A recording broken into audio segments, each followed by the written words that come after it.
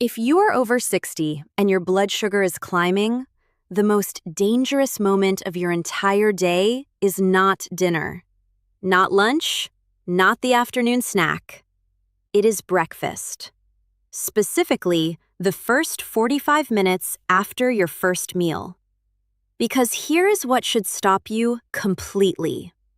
A study published in Diabetes Care found that post-breakfast blood sugar spikes in adults over 60 are more damaging, more prolonged, and more predictive of long-term diabetic complications than spikes at any other meal of the day. Not dinner, breakfast. And most adults over 60 are eating the exact breakfast that guarantees the worst possible morning spike every single day, while believing they are making a healthy choice. The orange juice, the whole grain cereal, the toast with jam, the oatmeal with fruit on top. All of them, consumed the wrong way, are driving your morning blood sugar into damaged territory before 9 a.m. But here's what nobody tells you. 3 specific breakfasts, built around 3 specific biological mechanisms, have been shown in peer-reviewed research to not just control morning blood sugar. They actively retrain your insulin sensitivity over time. They repair the pancreatic response that has been degrading for years, and they make every subsequent meal of the day easier for your body to handle. Stay with me until the end, because breakfast number 3 contains one ingredient that a landmark study from Stanford University found reduced fasting blood glucose by more than some medications in adults who had been diabetic for over 5 years.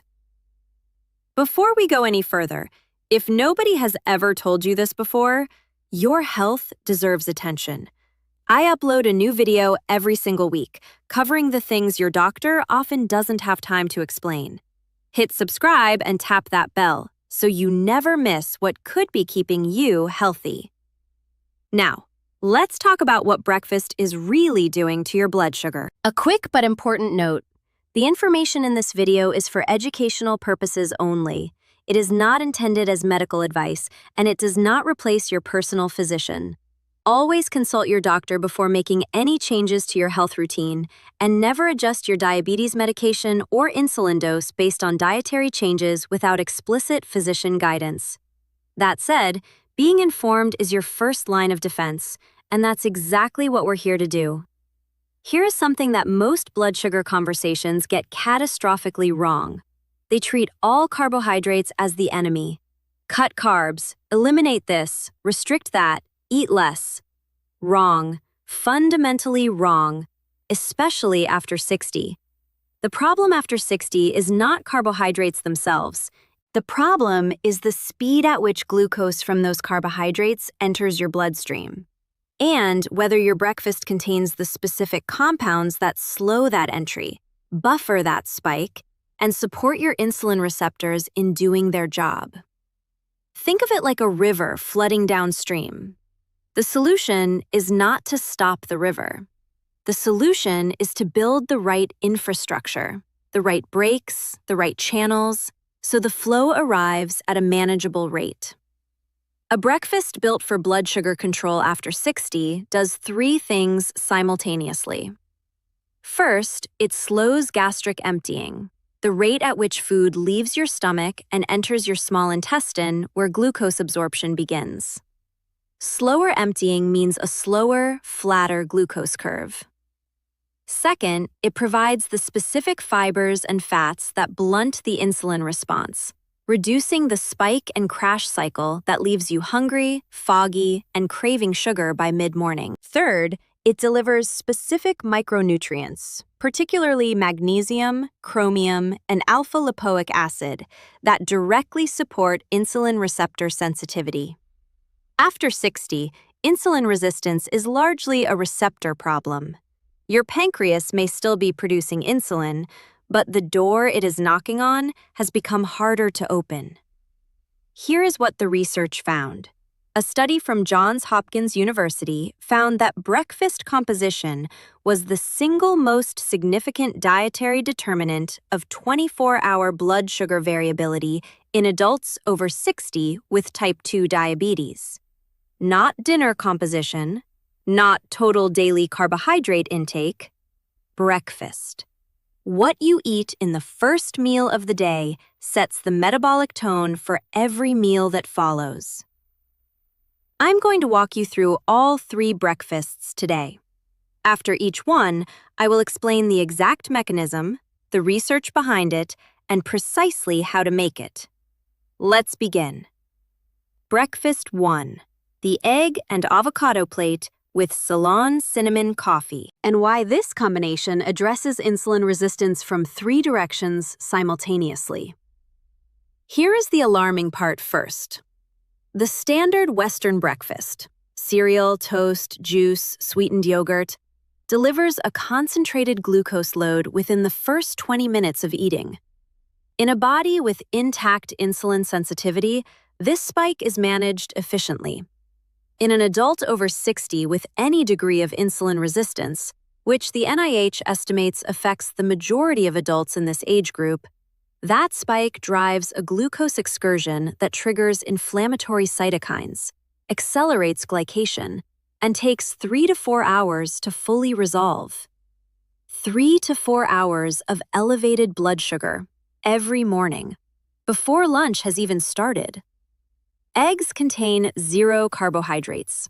They provide high-quality, complete protein, which triggers cholecystokinin, a hormone that slows gastric emptying and suppresses appetite, and choline, which supports the liver's glucose metabolism capacity. Think of it like installing a governor on an engine.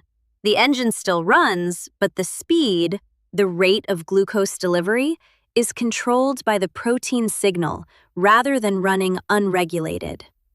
Avocado adds monounsaturated fat, specifically oleic acid, which further slows gastric emptying and provides the fat-soluble cofactors that support cellular membrane fluidity. After 60, cell membrane composition directly affects insulin receptor function. Stiff, saturated fat-dominated membranes respond poorly to insulin. Fluid, monounsaturated fat-enriched membranes respond better. Think of it like the difference between a stiff old lock and a well-oiled one. The key, insulin, is the same, but the lock, the receptor, opens more smoothly when the membrane around it is properly maintained. Here is what the research found.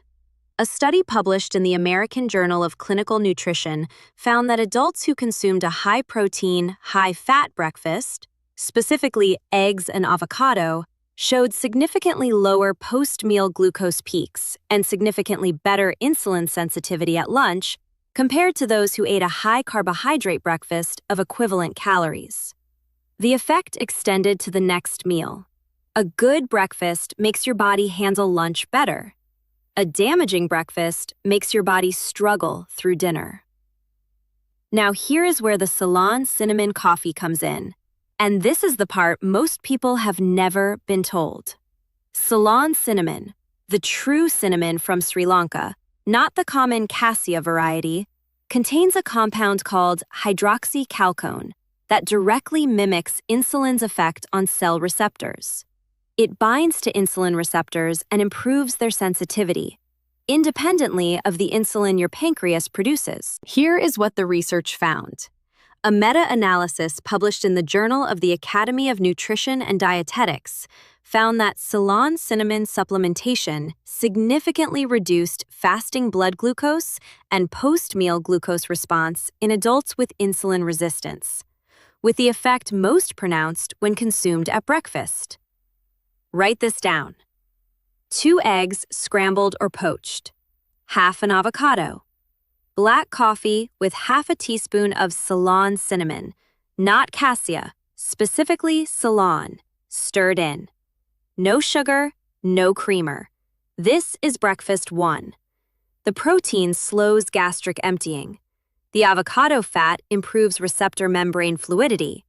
The cinnamon activates insulin receptor sensitivity directly. 3 mechanisms, 1 meal. In about 3 minutes, I'm going to show you breakfast 2, which contains something most people eat at the wrong time that completely negates its blood sugar benefit, and one simple timing adjustment that makes it dramatically more effective. Breakfast 2. The overnight resistant starch oat bowl with specific protein and fat additions. And the timing mechanism that transforms ordinary oatmeal into a blood sugar repair tool. Here's what surprises people every time. Regular oatmeal, cooked and eaten warm, has a glycemic index of approximately 55 to 65. Not terrible, but not blood sugar protective either. For an adult over 60 with insulin resistance, a standard bowl of warm oatmeal can produce a meaningful morning glucose spike. Overnight oats, the same oats soaked in liquid overnight and eaten cold, have a glycemic index closer to 35. Same food, same quantity, dramatically different blood sugar impact. Why? Cooling cooked starch changes its molecular structure. A process called retrogradation converts regular digestible starch into resistant starch, a form that behaves more like dietary fiber than a carbohydrate. Resistant starch is not digested in the small intestine. It passes to the large intestine, where it feeds beneficial bacteria and produces short-chain fatty acids, specifically butyrate, that improve insulin sensitivity at the cellular level. Think of it like transforming a fast road into a scenic route. The destination, your bloodstream, receives the same fuel, but the pace of delivery drops dramatically, and the journey produces beneficial compounds along the way. Here's what the research found.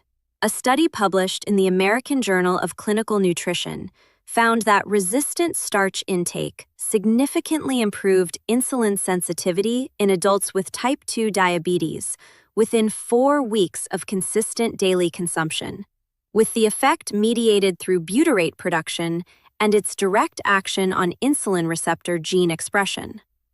But here is the critical addition that most oatmeal recipes miss.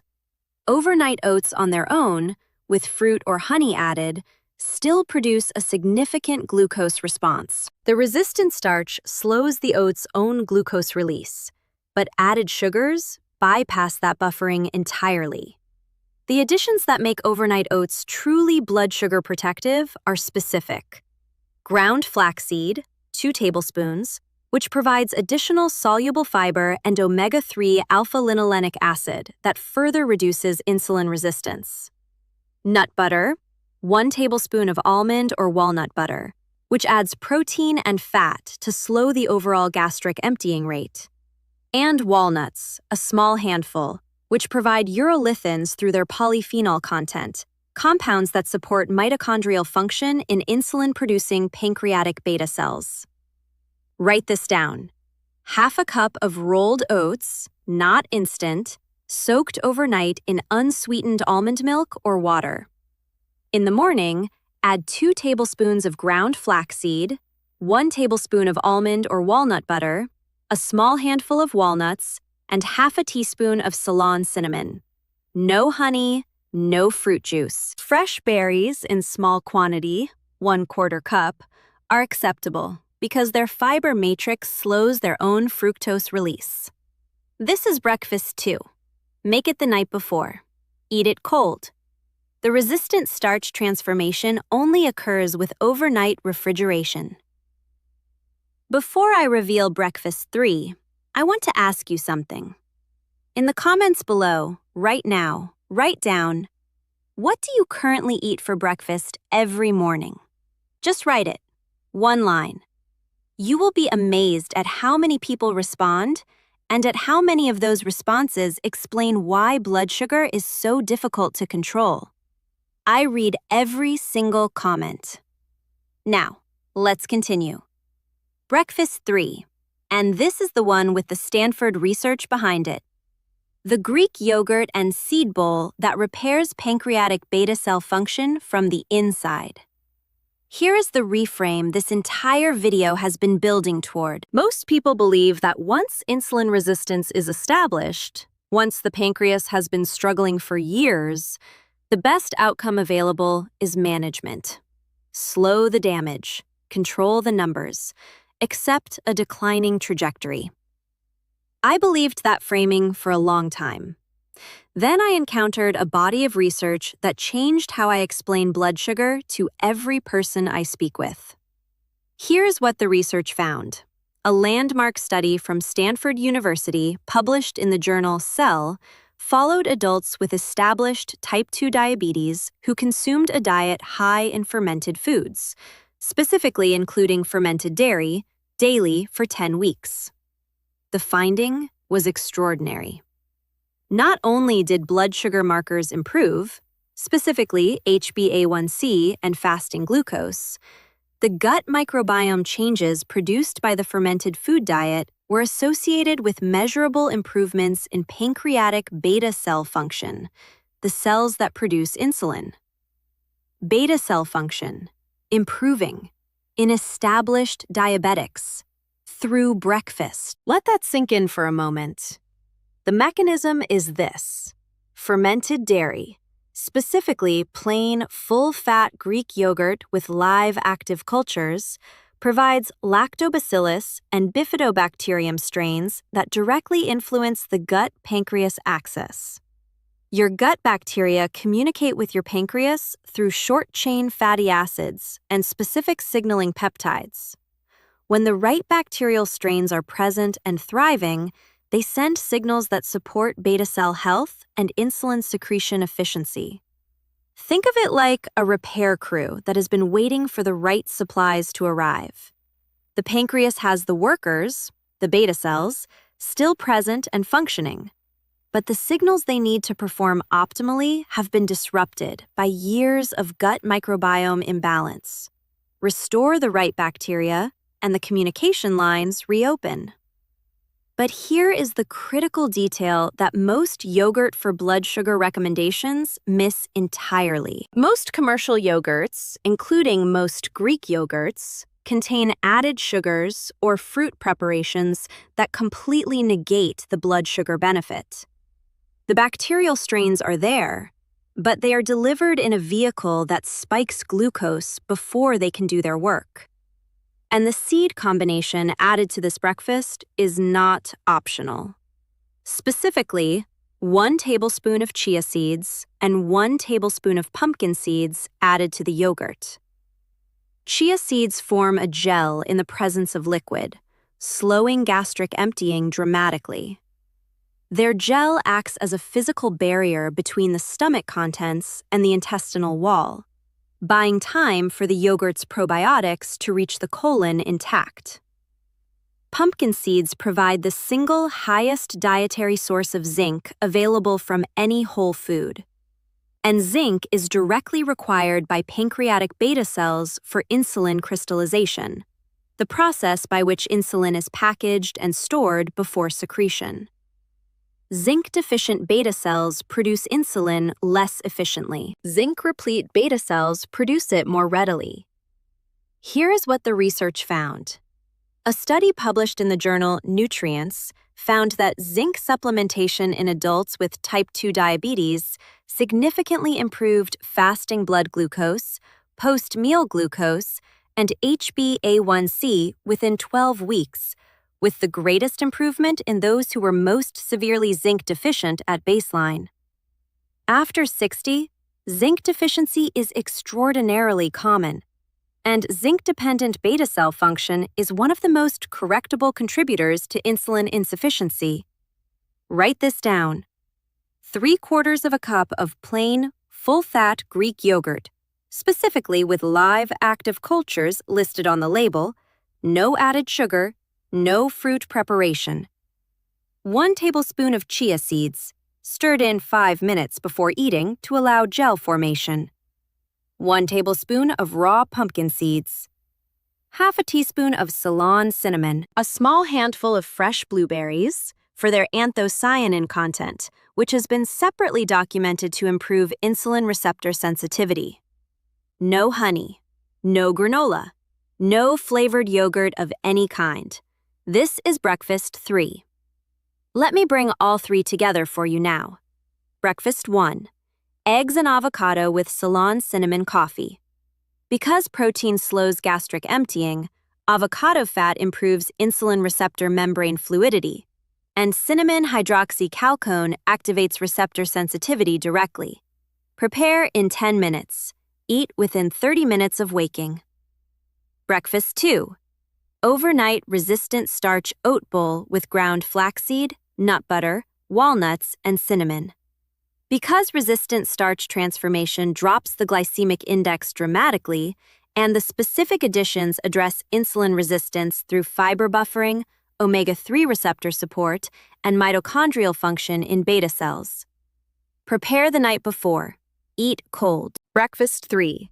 Full-fat Greek yogurt with chia seeds, pumpkin seeds, blueberries, and cinnamon. Because the probiotic strains repair gut-pancreas axis communication, chia gel slows gastric emptying. Pumpkin seeds restore zinc-dependent beta cell insulin production efficiency, and blueberry anthocyanins improve receptor sensitivity.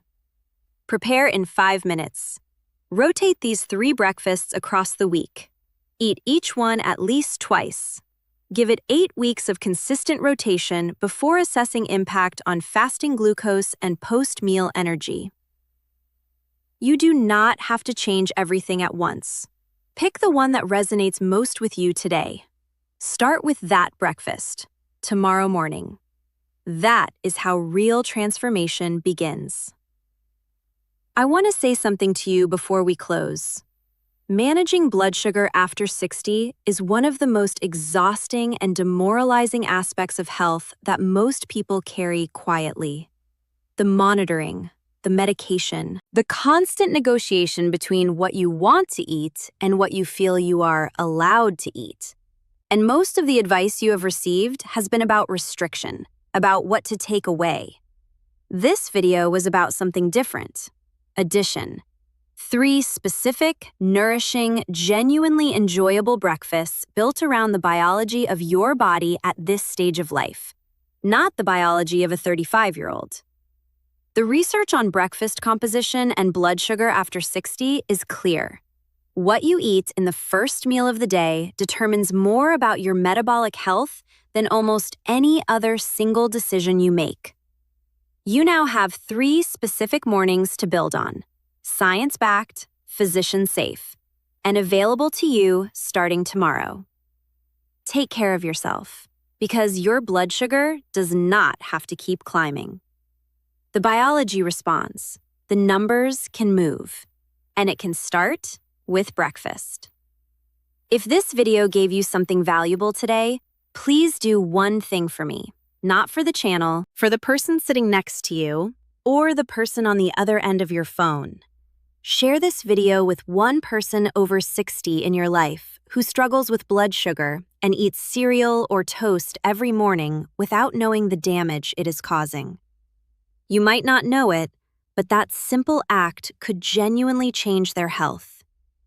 If you haven't subscribed yet, please do it now.